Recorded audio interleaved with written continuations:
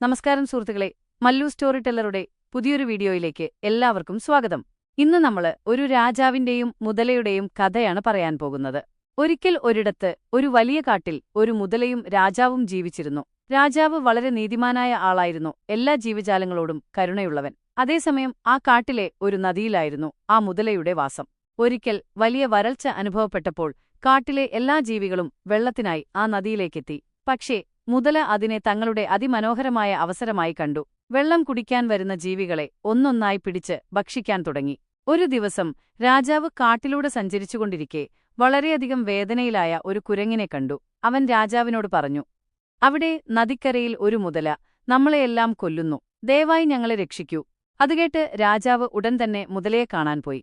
മുതല രാജാവിനെ കണ്ടപ്പോൾ നല്ല ഭയം പിടിച്ചു. പക്ഷേ രാജാവ് അവനോട് ശാന്തമായി ചോദിച്ചു, നിന്റെ വീട്ടിലേക്ക് വരുന്നവരെ നീ കൊല്ലുന്നതിനു പകരം അവരോട് സ്നേഹത്തോടെ പെരുമാറുവാൻ പറ്റില്ലേ?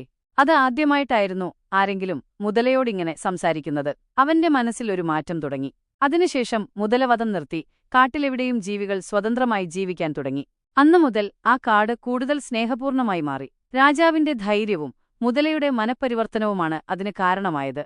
ഇതുപോലെ മനോഹരമായ കഥകൾക്കായി ചാനൽ സബ്സ്ക്രൈബ് ചെയ്യൂ, ലൈക്ക് ചെയ്യാനും ഷെയർ ചെയ്യാനും മറക്കല്ലേ. നന്ദി സുഹൃത്തുക്കളെ, അടുത്ത വീഡിയോയിൽ വീണ്ടും കാണാം.